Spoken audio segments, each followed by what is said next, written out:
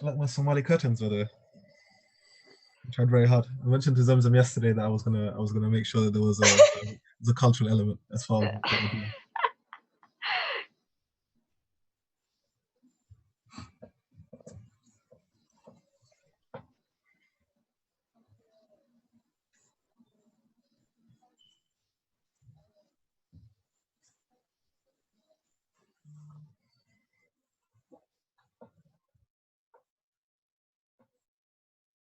Okay. Assalamu alaikum one and all, and welcome to FEMYSOnow. FEMYSOnow is a project being conducted by us at the team to provide a holistic opportunity for all of you to grow and learn during the Ramadan period, especially because we find ourselves in a pandemic.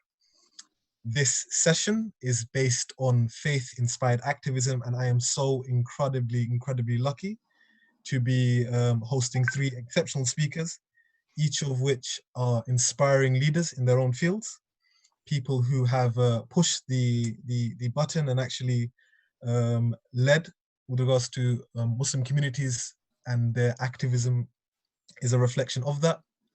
The three people I have today are beginning with Zamzam Ibrahim. Zamzam Ibrahim is the current president of the National Union of Students in the UK. She's a graduate from Salford University, where she served as president of the student union.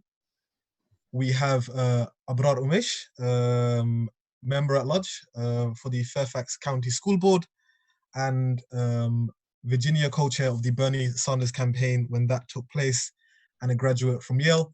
And we have Umaima Al-Ghulbazuri, who is the secretary of the Dutch Student Union in the Netherlands, and someone who has served her community and has worked very closely with MSA Netherlands, which is a member organization of FEMYSO, and someone that we are incredibly lucky and happy to have on this live stream as well. Thank you to all of you for taking part, and thank you to all of the viewers who have tuned in already. I want to begin because, of course, time is a rare commodity, and we will begin with actually a very simple question, I hope. And I will be asking you, what was your journeys toward activism? I'll start with Umaima to make things easier. So Umaima, if you could maybe highlight to us your journey towards activism, what made you get involved in the first place? It's a broad question, but let me beginning first. So thank you so much. I feel honored to be on this panel, and thank you, FEMYSO.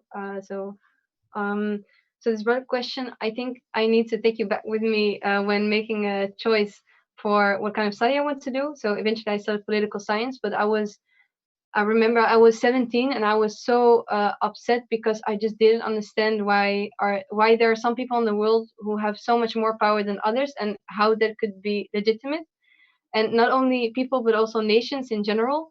And so I think that there was a moment where it triggered the sense of justice in me, and I really wanted to understand it because I was just not like I was mad. I didn't understand it, and I think that evolved in having more interest in education, because then and there was a specific study trip. I went to Bosnia and was in history study trip. And I don't know if everyone knows, but there is a political sensitive history between Bosnia and the Netherlands because of the war that happened there. And when I went back, I realized how great the power is of someone that is educating you, because they just giving you the perspective that you will use like the glasses you will wear when you see things in your life afterwards. And so a very practical question is, how much did I knew from the war in Bosnia? What kind of perspective did I learn in my history books from school here in the Netherlands? So there it triggered with me the sense of justice, but then in combination with education. So then 2 years later, I was a policy officer at the Dutch Student Union, where I'm now a board member. And there was a specific task that I had, and that task was to in the portfolio of education accessibility, to see like several reports from 2002 till then it was 2019. And I got very emotional because at every report that I saw, it were the same usual suspect, like the same groups who were have less accessibility to the, in this case, higher education in comparison to other groups. And why I got so emotional is that I recognized myself. And I was thinking, but why? Why is this still happening? So I was seeing reports for more than 10 years. Why we're not changing the system? And why do I still recognize myself in this portfolio, which all these reports were describing? So then from that moment, I was thinking, okay, if they do not change the system, then I need to do it myself. So then a year after that, I applied for the board and alhamdulillah, I got in. So that's maybe a very quick history or short how I went into the student union, how that activism was triggered within me.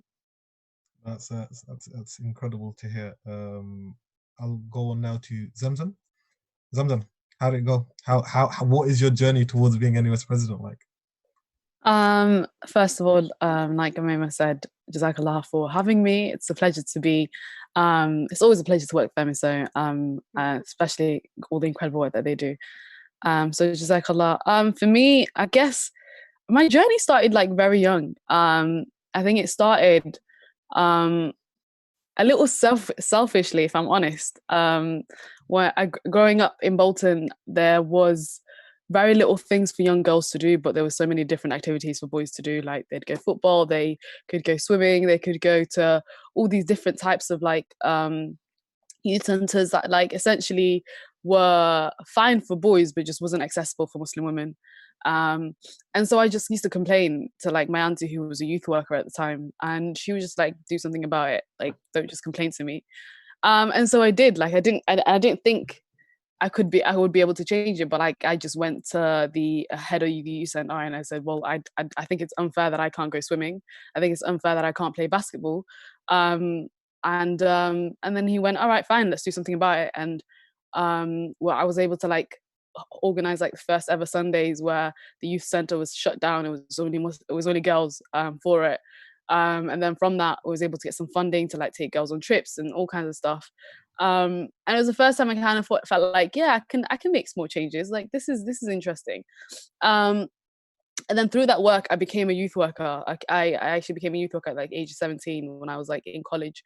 And I started working with like a local community, so which is a Somali organization. And it was the first time I kind of learned a little bit around, somewhat became politicized because I started to learn about like different injustices that exist. And it was actually like a lot of young Muslim girls, it was through the entry of understanding FGM and how that affects our community, and being able to do some work around it. And actually it was like the question, it was the work I did around that, and like going out and asking my community questions and like learning about the different perspectives and why it's something that essentially affects our community was kind of my first step into community organizing. From that, I was organizing events to like teach other young girls about some of the issues that exist, and then we were tasked with bringing together elders and explaining to them from our perspective as to why it's such a harmful practice. And it was and it kind of allowed me to understand the like working with different audiences and being able to understand how different things affect each other. So I think for me, that's like really when I got into like community organizing. That's like my first ever step into but actually like back then, if you asked me, I wouldn't think that was being politicized. I wouldn't for a second think that was me like making change in my community. I kind of saw it as like things that I enjoy doing, and kind of a duty to my community when I was doing my community work, because I felt like I was a massive part of that community, and the services that we were giving as an organization, I felt like I kind of needed to do. But looking back now, I see how like it shaped and like my me and the way I think. Because when I went to university, I probably was I probably went in with like the strong mindset of like, if this isn't right, we're gonna fix it. Yeah, and without going into too much of it, I think there's a lot of things happened during my time at Salford. A lot of things happened during my time as vice president and then as president, which really like, let's say, really pushed my character, and showed me that I had far more power than I thought I had, because of the type of I guess hate and backlash that I was having. It made me realize the power that the role actually wields. but actually the potential in which we can get to in the changes that we can make.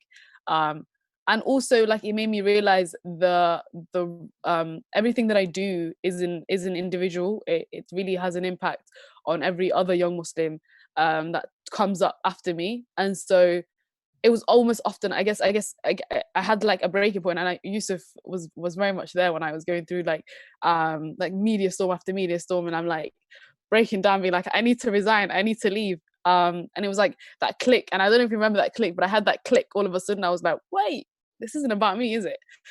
This is actually about like what I represent. And subhanAllah, like I think that was really a turning point in my activism, a real turning point in understanding the role that I play as a Muslim woman. So yeah, I'm just gonna end it there. No, thank you so much for that. It's nearly brought a tear to my eyes, Zamzam.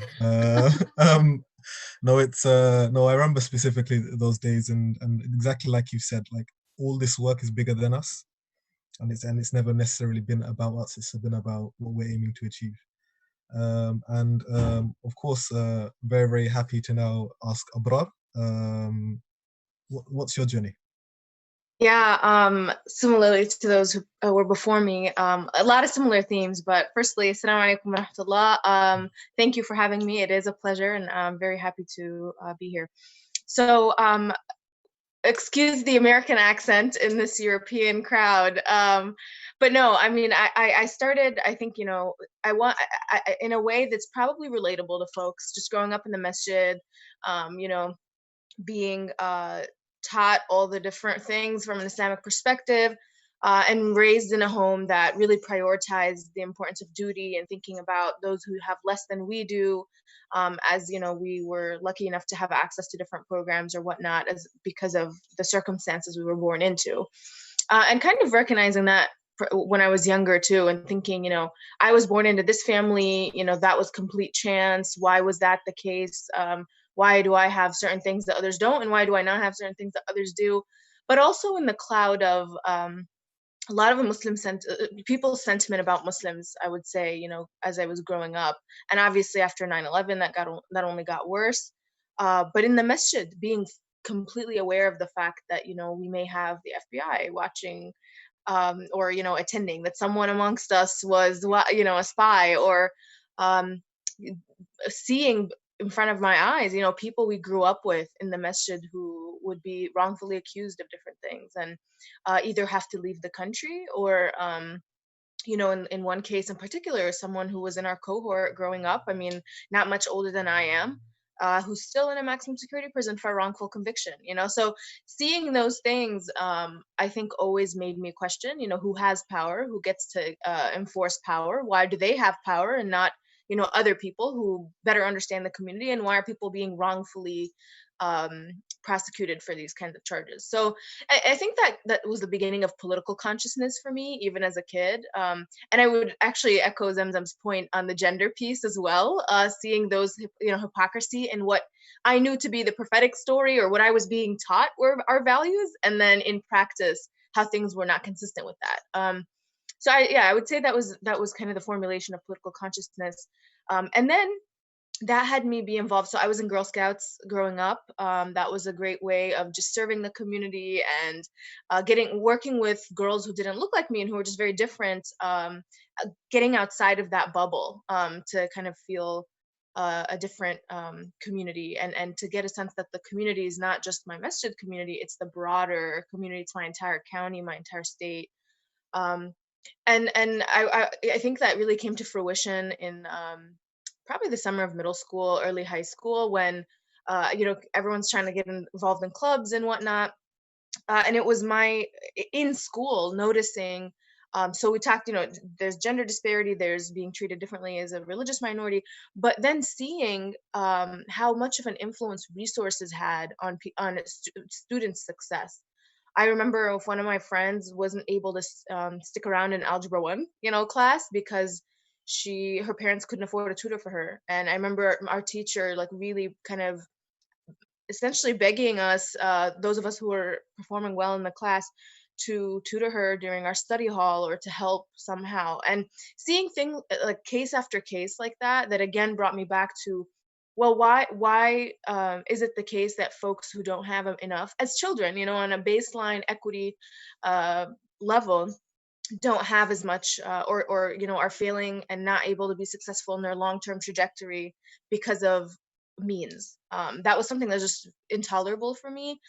So it started by tutoring on the weekend with you know, a colleague of mine, I guess a peer, someone who went to middle school with me, and we just invited a bunch of friends and we started tutoring. And that really, I mean, wanting to bridge that gap and provide that resource with a small Sunday program that was insignificant, not many people knew about it, ended up growing. And that, you know, there was a lot of interest, so we had to recruit tutors because there were a lot of students, and that grew into multiple locations and then ultimately became an organization. And we kind of figured it out as we went along, and you know, recruited other high school students who could serve in executive capacities to manage it. And then when we went to college, figuring out the transition.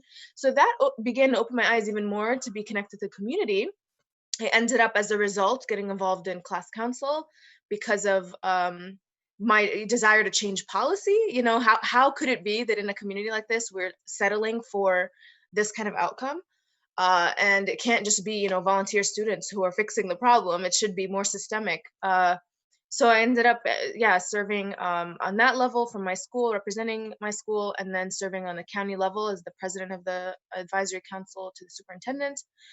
And that, you know, continued my path towards the political policy kind of interests that I have. So after I went to college, I ended up studying political science in college, as a result of, you know, that kind of perspective and activism through service, which I think is an important entry, is really the key entry point, especially when you think of faith-inspired activism. I mean, it's doing it for the right reasons, hopefully, really being invested in improving the community, and that ultimately comes into whatever outcome, politically, honestly, necessarily so, because I started also to realize that these roles of power are inextricable from the impacts on the ground that are related to service. So yeah, and then after college, I mean, I ended up being president of the MSA there.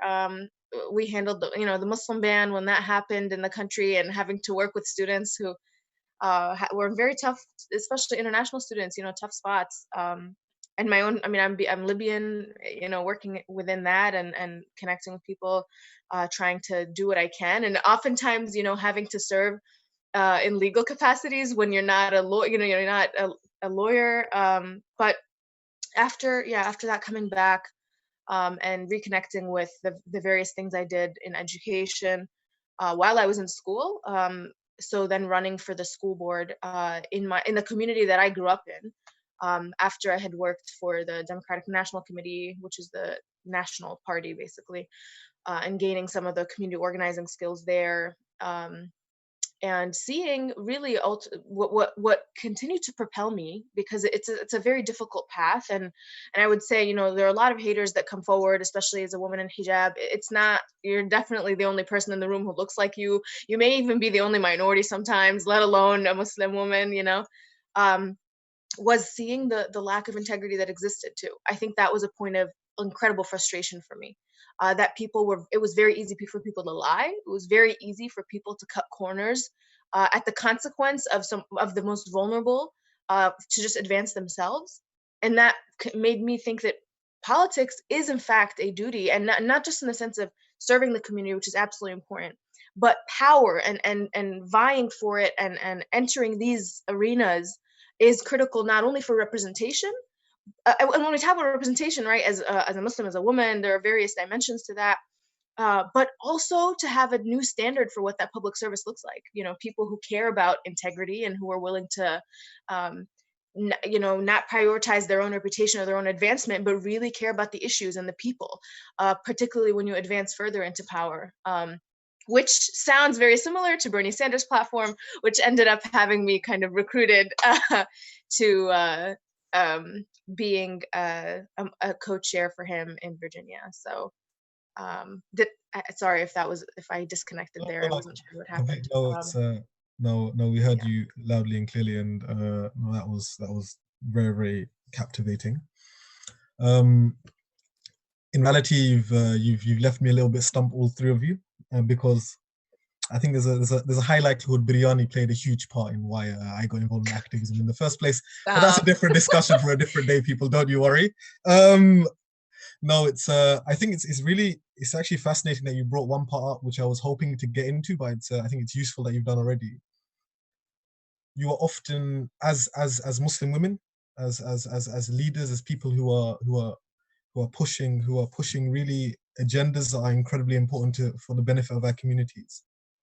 You often find yourselves as disadvantaged in multiple ways. As FEMYSO, we're very, very clear in the sense that we feel that this is a discussion that mustn't just be pushed forward by sisters alone. It's a discussion that requires all of us to be involved in to see any form of tangible change. Being a Muslim woman, and being a Muslim woman who is often attacked and seen as an object for people's ridicule on occasion, amongst other things, where do you feel what is our responsibility and as Muslim organizations and as communities to support Muslims, not necessarily just Muslim women, but as Muslim women who are even further marginalized by where you are, because you are seen as the other in the rooms that you're in? What is our responsibility towards you? How can we help? And I'll start with Abrar, because you went last. Are you asking how can external, like others, help with this situation? Yes. I mean, I would say solidarity is really important. When I was running, one of the things that really empowered me was folks, when you're dealing with these actors, or when people are kind of trying to mess with you or undermine you or whatever, to have a Muslim leadership in particular to be behind you, regardless of the detailed things, right? So we handle our own disagreements in our own circles and kind of behind closed doors. But then externally, to always be supportive regardless. I know oftentimes with Muslim women in particular, it's almost like you have these purity standards of who runs. I knew that projecting myself in a particular way, I had to fall back on the fact that my dad was active. And it was because of respect of my father that they were able to respect me. But I saw how that was different for other Muslim women running, and it's incredibly unfortunate. So that would be the first, is for Muslim leaders to come out and be vocal and to call their community to support and stand behind these candidates when they do go out there. Because what gave me a lot of power in the face of these haters was that I had the numbers, and my voter base was not only Muslim, it was a small fraction of them, but they knew that I had a base that they didn't want to lose or upset, and they didn't want to alienate, so they could only hate on me so much because they worried about their own stakes in it.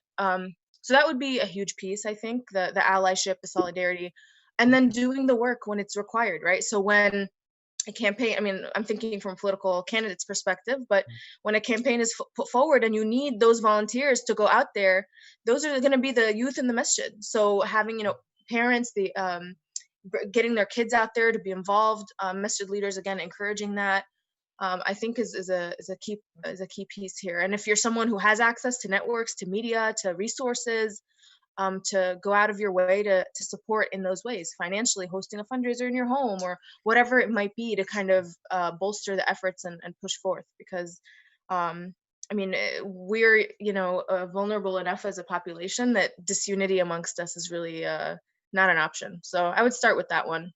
Great. No, thank you. Oh, actually, one more thing. Okay. For Muslim leaders, especially males who have the pulpits, speaking of our sunnah and our tradition in ways that highlight the complete integration and empowerment of women. One of the things that I faced as a challenge was men thinking that this was unorthodox, that somehow by doing this, I was veering a little bit.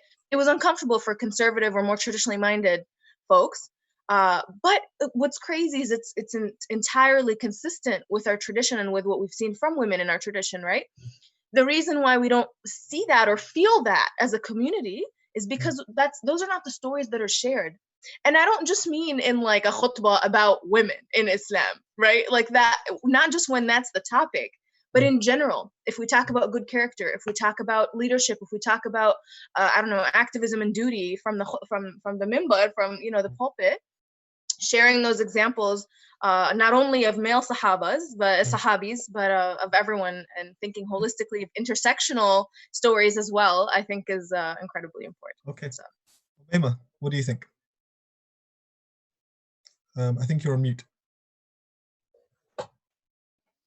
Second second time. So I think Abrar already mentioned very striking about the unity within Muslims. It's so very important. But maybe to add up on that, I think what helped me a lot is to feel the safe space of my own community is behind me. So every time that when I had a hard time, when I went into difficult times, that I knew that I had a safe space group which can receive me, and which I truly feel they are behind me. And I think with that also, just like also Abrar said, but I want to mention it again, is that doing the work. So it's not that only when you're in position, when you're in a certain position that you can do things, help with awareness. It is in that local communities that you have, I think, even more power than when you are in a certain secretary or chair or any other positions. And I think that as a community we have to be more aware of that, and also make other people aware of that. So it's not like a lot of times what I see is that there is someone in a position, and they say, okay, good luck, yeah, you do you, and then they would just go back. And it's like, no, it's not me doing everything, it's us. And they really should have your back. So I think that's a very important thing. No, thank you so much for that. I think it's a point that is often forgotten, but you're completely right in that. Zamzam, anything to add? Yeah, I don't want to repeat anything that's been said. I think you more or less covered it. I think the only thing I would add essentially is, I think which I guess Abrar more or less highlighted, is that Muslim organizations need to recognize like my thing is like the if when you need to be there, like actually be there. Like there often I find myself like having a lot of Muslim organizations reach out to me like, let me know if you need anything, let me know if I can help. But those are just meaningless and empty words. And I think that there needs to be some form of duty to understand actually the role that you play as a Muslim organization to support those individuals, but also and the other thing is sharing the platform. Like often you'll find yourself in platforms that should probably be given to another person. I think recognize that within your own organization, but also recognizing that externally is very, very important. So that's all I wanted to add. No, thank you so much for that, Zamzam.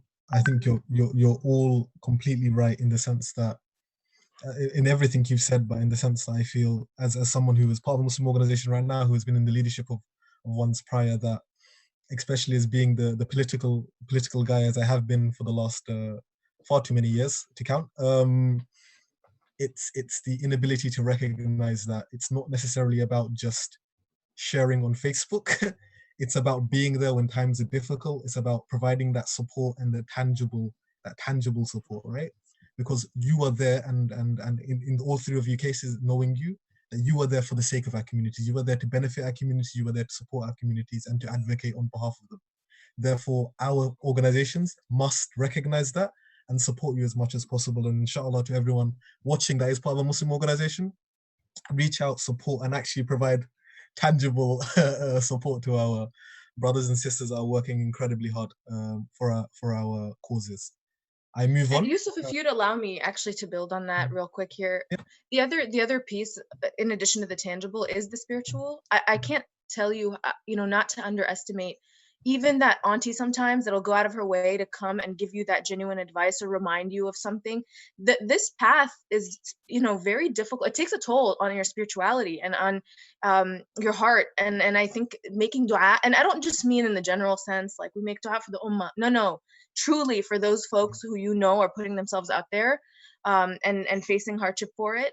I can't emphasize that enough, or that, again, that spiritual reminder, or just, oh, hey, remember there's this halaqah, why don't you join us? Or pulling folks in when they're so focused and devoted to the mission of propelling our community forward in a certain direction, back into the spiritual side of things is very important. And I know I'm desperate for it, and I let others speak for themselves, but is one of the best things one can offer. With the nodding that I saw from Zamzam and Umayma, my assumption is they completely agree with you. So I'll move on, and actually thank you for setting me up, Abrar. One of the question that I had actually following was, what piece of Islamic guidance, it can be history, it can be Quran, Hadith, do you hold on towards when you are going through difficulty and when you are striving to benefit our communities? And I'll start with Umayma. Thank you. It's an ayah that I think everyone knows, but that Allah subhanahu wa ta'ala does not burden a soul beyond its power. And so when you read the ayah, it's like very clearly, okay, so I can do this. But I just listened to very recently to a lecture, and there the imam said very clearly that it's so powerful when you know that Allah subhanahu wa ta'ala, the greatest one, has the faith in you, the trust that you can do it, that certain job or that certain thing that you want to do. So how noble and how honorable it is to do that job. So I think this is something that I really hold on to when I had difficult times, and also when making this decision, because I want to add up on what Abrar said, like the spiritual one. It's so important because that was the thing that made me doubt even to go in this position, because I knew it would be so hard for me to be steadfast in my deen, because I wouldn't be surrounded by only Muslims, or like just I was used to within my community work. And I think this ayah made very clear to me that, okay, alhamdulillah, I gained this position. It just like came very naturally at me, and I have this responsibility. And it's not only that I have the responsibility, but Allah subhanahu wa ta'ala has the trust in me that I can do it. So also in difficult times, also when I had difficult times, for example, with my spirituality or different things happen, I was thinking, okay, Allah subhanahu wa ta'ala has my back. So I think to be also maybe a bit concise, because I really also want to hear the other sources of Zemzem and Abrar, that this is something that really, really helped me within my journey. Jazakallah khair. No, thank you so much. That was honestly lovely to hear. Zemzem, can I bring you in? Yeah, of course. I think Amima said the quote I was gonna say, actually, because for me, often you find yourself like dealing with a lot and feeling like you genuinely just can't go, and you have to more or less stop, and reminding yourself that Allah subhanahu wa ta'ala will not burden you with more than you can take, makes, I guess, for me, always allows me to come back to perspective and remind myself that that this is something that I can handle, and this is something that I can take, and it allows me to continue to strive and work. And I think it really has like allowed me to really understand my potential, my true potential, and how far I could push myself, and also put my trust in Allah subhanahu wa ta'ala at all times. Sometimes I've had days where I feel like I'm falling apart, and I just and I don't know how I'm going to get through the next couple of hours, and subhanallah, like being able to after salah make some dua and pray and to just recenter myself. I think one of the things that as Muslim activists, I think one of the things that we're so lucky is that we have the opportunity to recenter ourselves 5 times a day, and subhanallah, that is a blessing in itself, because I mean, I can only imagine like what any activist, any person in a political field be going through, but I can't imagine how I'd be as an activist or as an organizer if I didn't have the ability to remind myself of my purpose, remind myself that regardless of whatever comes, whatever barriers are thrown my way, whatever issues are thrown my way, that Allah subhanahu wa ta'ala has my back. There's nothing that these people could ever do to me, that Allah subhanahu wa ta'ala didn't plan. And I think that gives me solace in knowing that regardless of like the haters that I was talking about, like that there is nothing that they can do to me, subhanAllah. Like Allah subhanahu wa ta'ala has my back. And I think that's what I find comfort in being able to organize. Thank you again. Honestly, it takes a toll, because I think I, like everyone else, you all nodding as Zamzam was speaking, because I think it really resonates, being an activist and having the opportunity to just cancel the world, right? Like block out the world and just return to the reason why you're doing it in the first place, and actually recenter yourself fundamentally. I'll pass on to Abrar. Abrar? Yeah, I'll start by saying I wouldn't underestimate the human being behind a lot of these, personalities or leaders or whatever people put themselves out there. To Zamzam's point, that there are real challenges. I will, I share what my sisters here said, and I would add, I think that the concept of Tawheed oftentimes is what really brings it together for me. I mean, when you face these different competing interests, to say again, I'm going to purify my heart of anything that is anything but Allah subhanahu wa ta'ala, which includes fear. It includes fear of the people who are the naysayers. It includes the fear of people who are threatening. It includes your own ego, right? That you want to cleanse yourself of that, and that being a motivation. And that ultimately allows you to be that fearless advocate for what ultimately is elevating us, inshallah, as a society. So fighting for those values that are consistent with Allah subhanahu wa ta'ala's, decree for the world and what we want to uphold. So fighting for the most vulnerable and having integrity in our work. So that ultimately, and of course, Allah subhanahu wa ta'ala reminds us of that. I mean, in the Quran, similar to what Omeish said, in addition to things, إن الذين قالوا ربنا الله ثم استقاموا لا خوف عليهم ولا هم يحزنون, right? If you say Allah is my Lord and then you stay on that path and you're ardently sticking to that, they shouldn't fear, nor should they have any anxiety about it. And you think of that, not to mean that you can't have those difficult moments or to have that instant, initial fear or hesitation, but to get yourself to that place where you're like, no, I'm relying on the divine guidance of Allah subhanahu wa ta'ala. I have an army of angels, hopefully, who are with me as I push that forward and speak of it courageously, even if that means a 1-11 vote when I'm the only person, fighting for worker pay or something like that.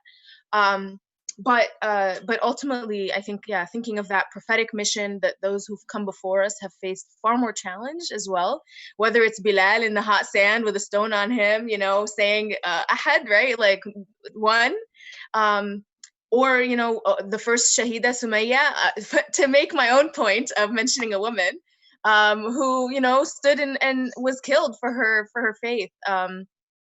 Thinking of those struggles that people went through to uphold what they believed is truth and to fight for what they believed in, I think makes it easier to kind of sit with our own experiences and internalize that role of being a khalifa, a custodian, someone who is given that responsibility of upholding justice and really fighting for it on this earth. And that's an honor that Allah subhanahu wa ta'ala allows us to kind of take on that role and empowers us, like you guys said, that He has our back in doing that. So it's a combination of things, I think, but really that Islamic worldview of Tawheed, centering ourselves in Allah subhanahu wa ta'ala and leaning on the power that comes with that. No, that's once again, you guys have constantly left me speechless, so I will instead just go back to my questions as a good host shall. An interesting element that you've all mentioned are the challenges you face, and there's a rationale as to why we curated the panel in the way that we did. We have, of course, someone from the Netherlands, fascinating country for Muslims, and with its own unique challenges. We have the UK. I'm a proud Brit, so I won't say too much negativity about my country, but it's not the easiest of environments, to say the least. And of course, we have Abrar, a country that literally banned Muslims. So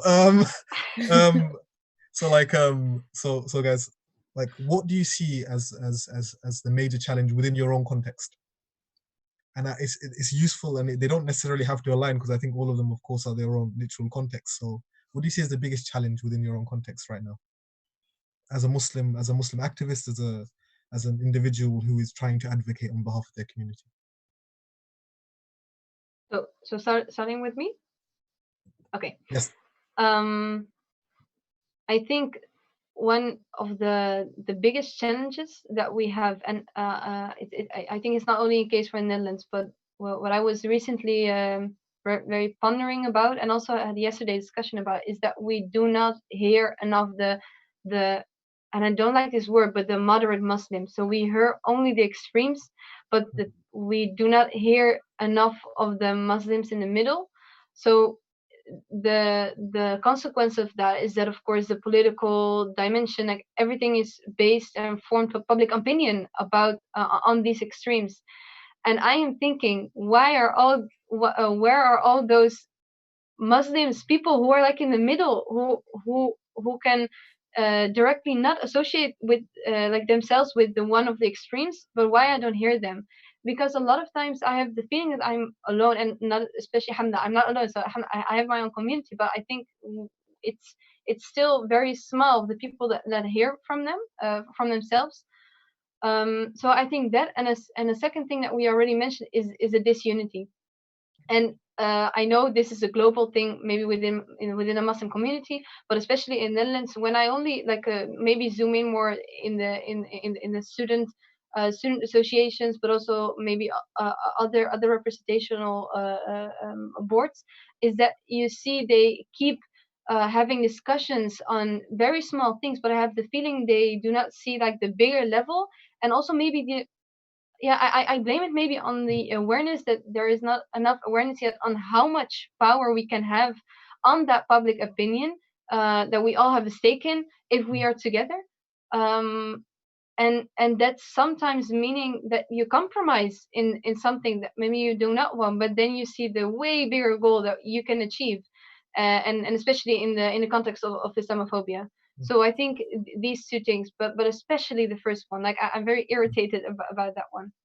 Because Okay, maybe to add one more last thing, because go it for it. makes me also lose hope, because sometimes it feels so easy to just like quit my job, take a moderate job, like inshallah have a family, like the general way of life, and then just do not bother about politics, like let other people do it. It's so easy, and like I also want to do that, but that's not the way how we will change these, for example, Islamophobia and all these problems that we have.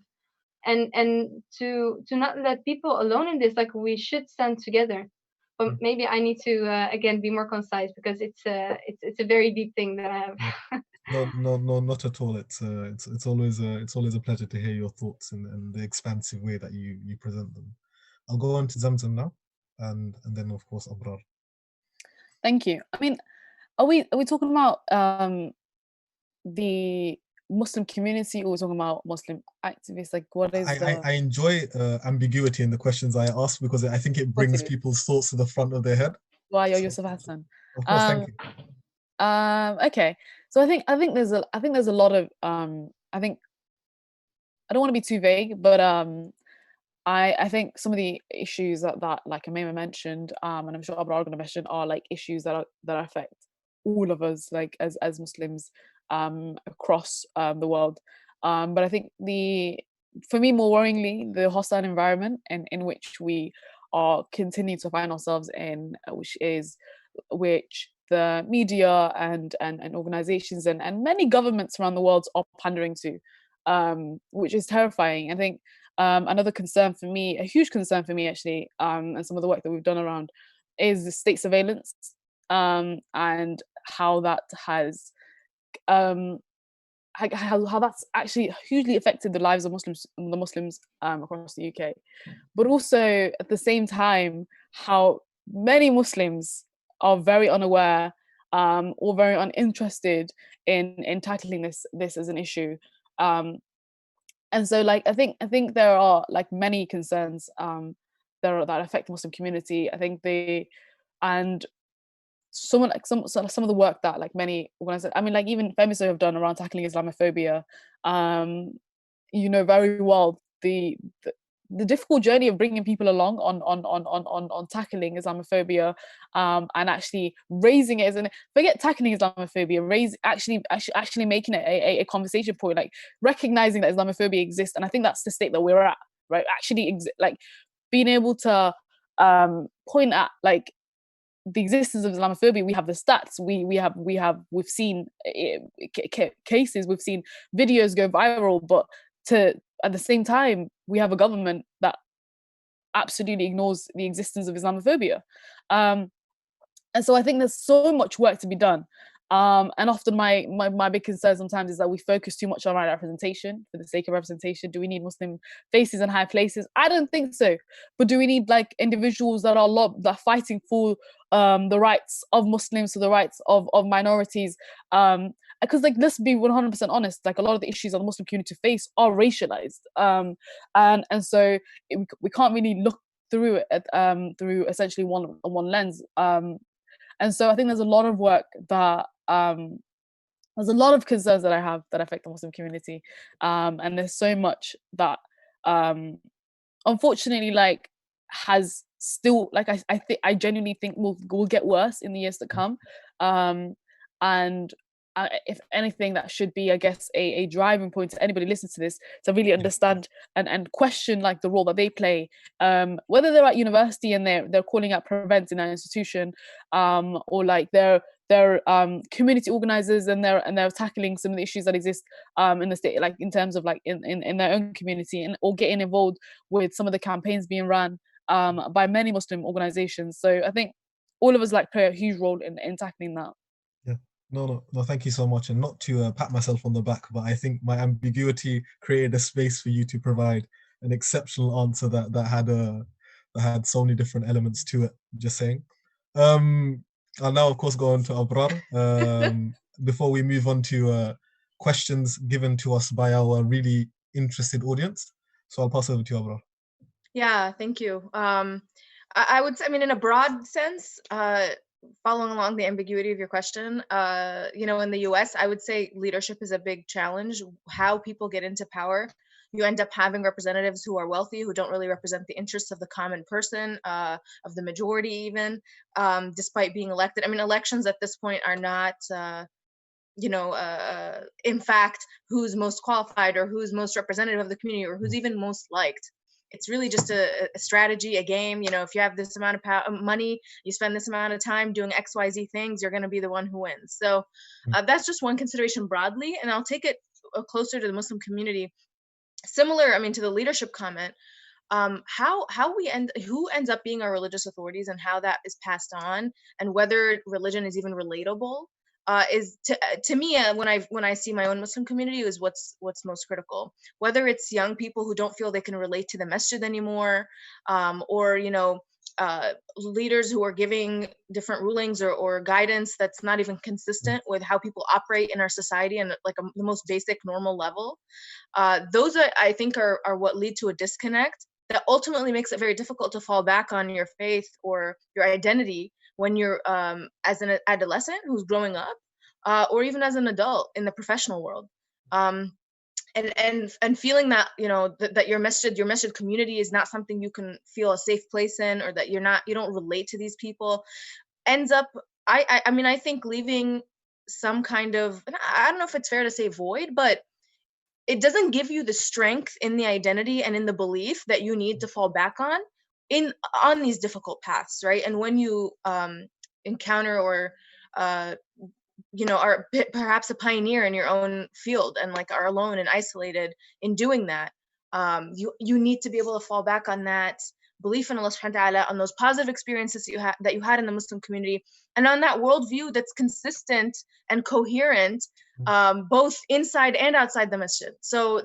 I would really, if I was to pick one thing that I would put my thought and resources towards in the Muslim community, it's probably that Muslim leaders who are reflective of society and who know what's going on, and bring our faith in a way that is accessible, relatable, and fits in their context. Well, great. Thank you so much to each and every one of you.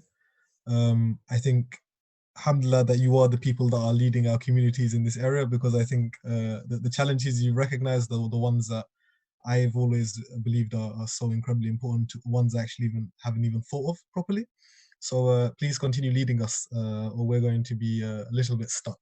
Now, moving on to the questions that have been provided to us by our very lovely viewers on Facebook and YouTube, both platforms. Shout out our comms and marketing team. So the question I'll take first is from Soraya. And of course, to all of you, and relatively concise, please, just because I want to get through as many as possible. What tools can we use to make our change more sustainable? In the sense that, of course, we are in positions of leadership right now. I.e., you are Zamzam, president of the NUS, Meme, you're board member of the Dutch Student Union, Abrar, you're in your position at Fairfax County. What what would you recommend, or what do you see as ways to ensure that this level of leadership is replicated, or to a certain extent there is a legacy towards it? So how do we ensure that our work has a legacy towards it? I'll start with maybe Zamzam, and then I'll go to maybe Umayma and then Abrar. Okay, I think simply thinking essentially the end goal, right? And always, I think one of the things that many people find themselves in leadership positions, that they don't think about that role after they leave, right? And one of the most important things about leadership is knowing what that space is going to look like once you leave, because there's no point of you essentially building think about a house, right? You put together the essential framework, the pillars of the house, right? And you bring somebody that has no idea what they're doing, they're not going to complete that house, right? And your task is to complete that house. And I think we need to really think about the role that you play in that, and bring in thinking about your successor and training that successor, and being able to expose as many young people as possible, for me, is incredibly important to these political spaces, and being able to understand them, and for these spaces not to feel alien to them, and then also understanding how they're going to take that role and take it forward with the vision that I have, and the vision that I guess we have as a Muslim community, because the end goal is to is so much greater than just being in these positions of power, right? It's about tackling injustices. It's about essentially fighting for a just and sustainable world that we all want to live in. And so I think successor, for me, is an incredibly important part of planning when you're in a leadership position. Okay, I'll go to Umayma, and guys, feel free not to have to provide a huge answer. If you want, we can move on, but I'll pass over to you. I will be concise, inshallah. So I think two things. It's similar to what Zemzem said, but I find it so very important to take people with you from in your journey from day one, or not even day one, like pre days, if you know what I mean. So even when you're thinking of doing a certain position, or thinking wanting to make a difference, that you take people with you, and you let them think them with you, so you're not doing it alone, and they are already from day one knowing what you will do, so that they're aware. Because I think most of the one of the problems, especially in the Netherlands, is that people are not aware of their rights, or people are not aware of these kind of boards, unions, where they could have these positions to make these kind of changes. So we need to make them aware. And the second thing that I wanted to add up is to make that house where Zemzem was talking about, making it accessible and suitable for everyone, and not only for you. So not thinking of this position or this place is only for Umayma, but you need to make it suitable for Khadija, for Muhammad, like for everyone. And in that case, indeed, not thinking of when you're leaving it, not only thinking of yourself, but like in a more general view. Okay, Abrar, if you... Yeah, I mean, mentoring young people, I think always having a component of that as you're going along. And for time's sake, I'll I think they've captured it well. So go ahead. My panel is far too talented for a host like me. So following up a question is, and actually it's one from a combination of questions from Abdurrahman and Abdusami. You became active, and we're all relatively young, at least in your cases. How did you balance your studies and of course your family, like, responsibilities of sorts? Plus, and I think this is a fascinating question from Abdusami, there's a huge cultural clash, I think, when it comes to Muslim communities and specific forms of activism, i.e. political activism that require you to take jobs or do these things full time. You may get questions like, when will you get a real job? What the hell do you actually do? Amongst other things, right? Like, what's your thoughts on that? And I'll start with Abrar, and then we'll go to Zamzam. Yeah, I mean, the reality, is that there's never quite a formula. I used to ask this question myself to, especially women who would become really, who are successful in their own careers and whatnot, and they never had quite the answer. I mean, I do think, though, that prioritizing what's important, to me, there's a hypocrisy to going out there, serving everyone, talking about empowering youth, if I'm not investing in my own siblings at home or my own, cousins, relatives, whatever it is, my own inner circles. And I take that from the prophetic kind of model, right, of concentric circles of responsibility. You start with what's close, and then you build your way out. So I think that organic way of coming to service and power and all this stuff, where you start small, and then you do it genuinely out of your passion for helping others and whatnot, and it grows naturally because you're able to transition into a life flow that is consistent with that. And being very rigid and considering time your most valuable asset, more valuable than money. You have that structure in your day. I think Imam al-Ghazali talks about this too, like the importance of minute by minute, scheduling it. And at some points in my campaign, I had to do that. I mean, it was literally 7 a.m. through like 2 a.m., of structured, minute by minute. If I 10 minutes lost here, that's a phone call I missed that I need to make up at some other time.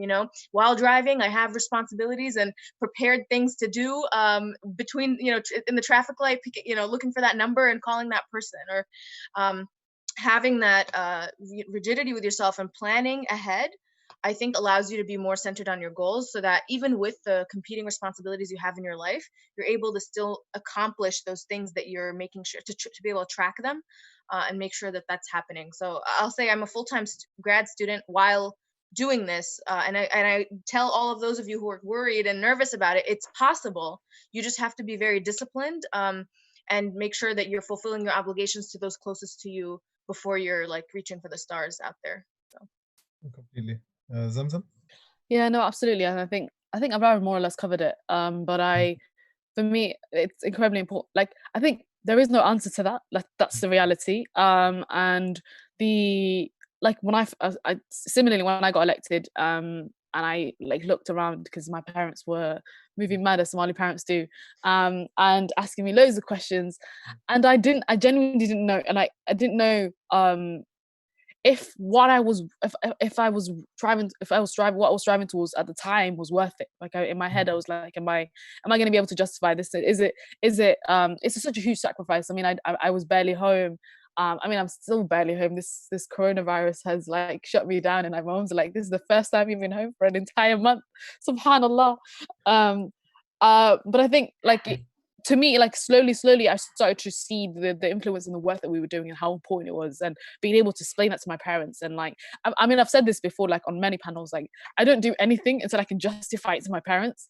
My parents are like proper, like strict, like they will like analyze everything. So you have to like be on your A. My mom was a lawyer, so you have to be on your A game with them. So subhanallah, like I think for me it was a lot of like being able to delve into things and then being able to make sure that everything, for me, it allowed me to make sure that everything that I do was purposeful and was good. And I think it steered me from a lot of like lanes that could have been essentially could have been a waste of time, or could have potentially not been the right path for me.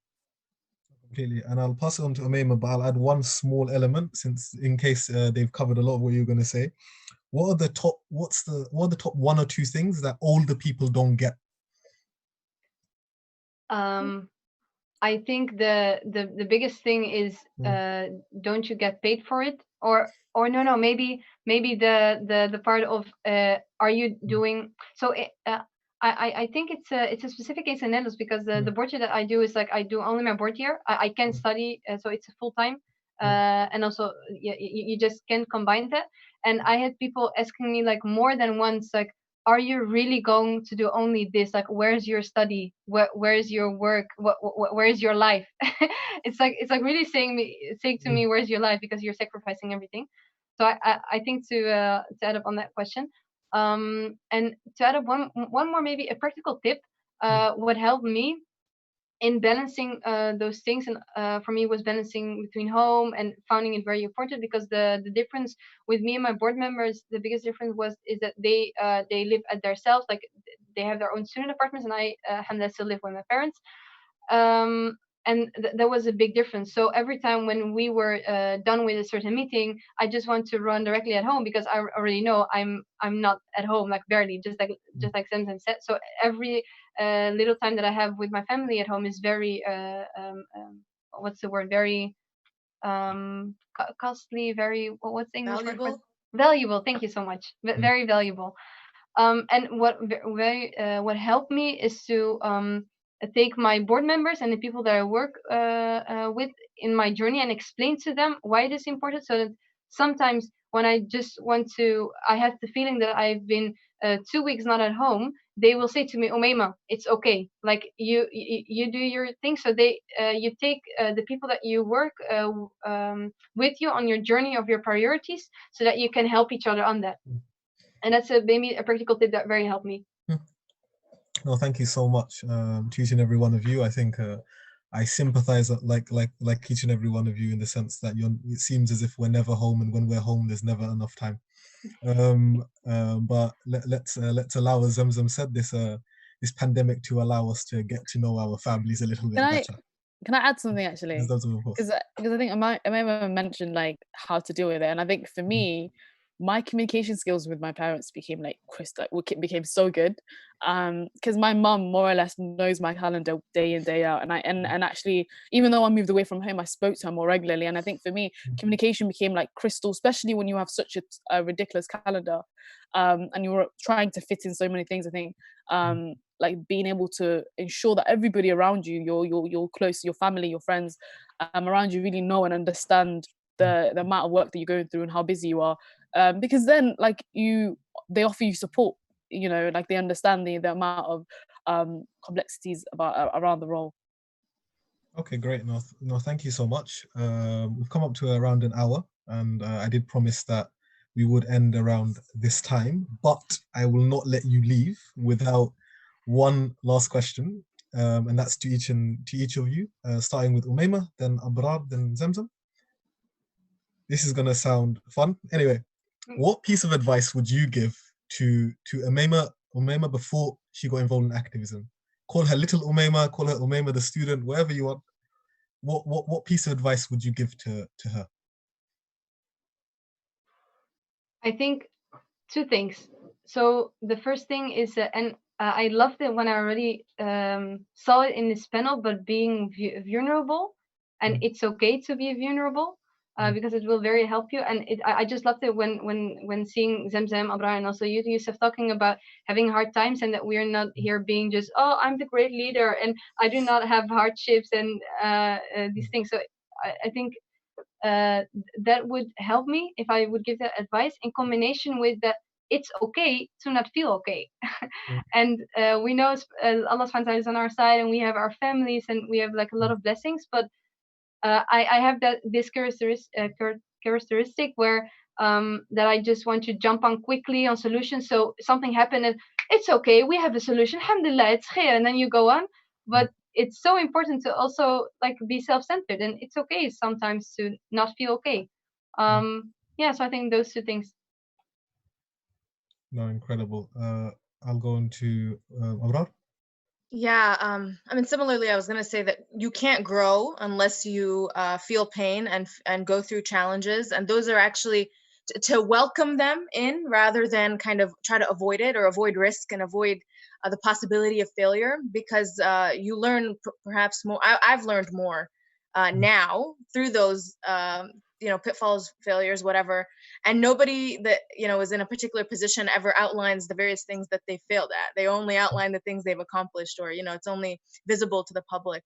And so ultimately, yeah, to fall back on Allah subhanahu wa ta'ala, and that the religion and spending the time and devoting the time towards self-reflection and connection with Allah subhanahu wa ta'ala is not a liability. It's not taking away from your schedule or whatever, but it's what's going to give you that internal strength to become more efficient, because there will be barakah within that time and within that work, and be the strength to really carry forward when there are those pitfalls. So fill your heart with Allah subhanahu wa ta'ala, and inshallah his nur will guide you.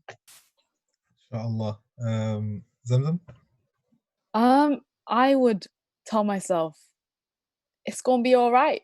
And I think for me, I doubted myself a lot growing up, constantly, and I, believe it or not, my confidence was not very high. And I think for me, if I went back to my younger self, I would tell myself to really believe in myself, and to not doubt myself. I think I've doubted myself in so many so many different times in so many different situations. And I think a lot of young people who find themselves in new spaces do that. And I think the advice that I guess a lot of young people is, don't doubt yourself.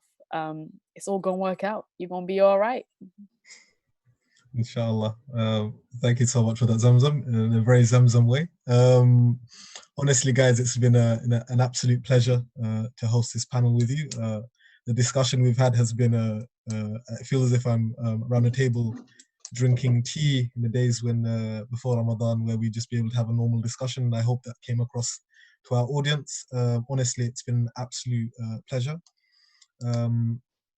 I want to really, really thank you and invite our live audience to thank you. Maybe clap, maybe amongst other things, but please make dua for our incredible panelists. I ask Allah to really bless you guys, to put barakah in your time and allow you to become the leaders that our community so desperately needs. And I want to just provide some information to our viewers about FEMYSO and the work that we do. This Ramadan, we're launching a fundraising campaign so that you can support the work that we do, representing and defending Muslims at the highest levels and developing thousands of young Muslims across Europe. Our work is focused around making sure that Europe is a more diverse, cohesive place for every single one of us. And please do support us using our Launch Good platform, which will be launching in the next couple of days. Please alongside that, please do contribute if you can to the FEMYSO Ramadan auction. We are running an auction where we're providing people with the opportunity to donate items to be sold and for the proceeds to come to FEMYSO. Bring out the coolest products you have, from the artwork to the calligraphy to everything in between. It's a real opportunity for those of you that may not be able to donate huge amounts of cash, to provide products that we can sell to continue supporting our work and allowing us to actually do the really interesting and incredible things that we try and do for our member organizations and for Muslims across Europe. It has once again been a pleasure. Thank you for listening to this session.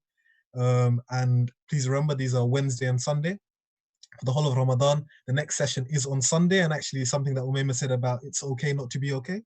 This session is on mental health and healing the invisible wounds. Please do join us. We are very, very lucky to have 2 and possibly 3 exceptional speakers to discuss this topic. Once again, and I end by saying thank you so much, Umayma, Abrar, and Zamzam. It's been an honor. Please do make dua for us and to everyone at home. Assalamu alaikum.